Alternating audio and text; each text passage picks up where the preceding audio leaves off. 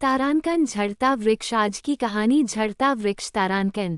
तारांकन गुलदस्ता। गुलदस्ता विकारों के 5 गधे। गुलदस्ता गुलदस्ता तारांकन। एक महात्मा कहीं जा रहे थे। रास्ते में वो आराम करने के लिए रुके।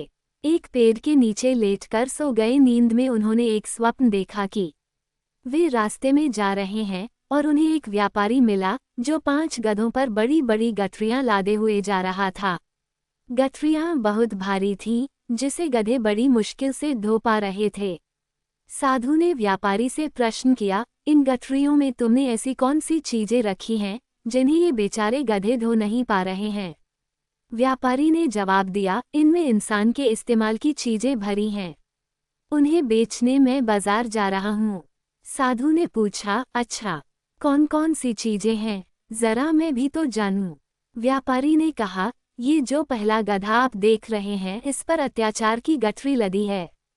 साधु ने पूछा, भला अत्याचार कौन खरीदेगा? व्यापारी ने कहा, इसके खरीदार हैं राजा महाराजा और सत्ताधारी लोग। काफी ऊंची दर पर बिक्री होती है इसकी। साधु ने पूछा, इस दूसरी गठरी में क्या है? व्यापारी बोला, ये गठरी अहंकार से लबालब भरी है और इसके खरीदार हैं विद्वान। तीसरे गधे पर ईर्ष्या की गठरी लदी है और इसके ग्राहक हैं वे धनवान लोग जो एक दूसरे की प्रगति को बर्दाश्त नहीं कर पाते। इसे खरीदने के लिए तो लोगों का तांता लगा रहता है। साधु ने पूछा, अच्छा, चौथी गठरी में क्या है भाई?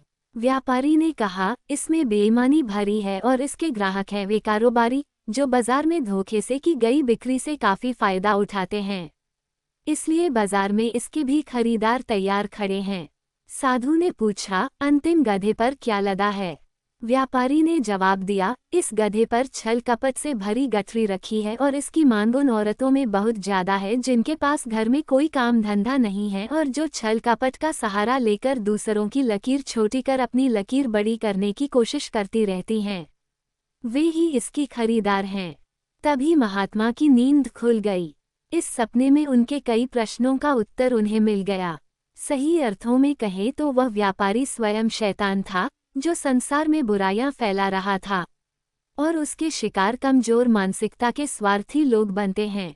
शैतान का शिकार बनने से बचने का एक ही उपाय है कि ईश्वर पर सच्ची आस्था रखते हुए अपने मन को ईश्वर का मंदिर बनाने का प्रयत्न किया जाए। ईश्वर को इससे मतलब नहीं कि कौन मंदिर गया या किसने कितने वक्त तक पूजा की, पर उन्हें इससे अवश्य मतलब होगा कि किसने अपने किन अवगुणों का त्याग कर किन गुणों का अपने जीवन में समावेश किया और उसके रचे संसार को कितना सजाया संवारा। सदैव प्रसन्न रहिए। तारांकन। जो प्राप्त है पर्याप्त है।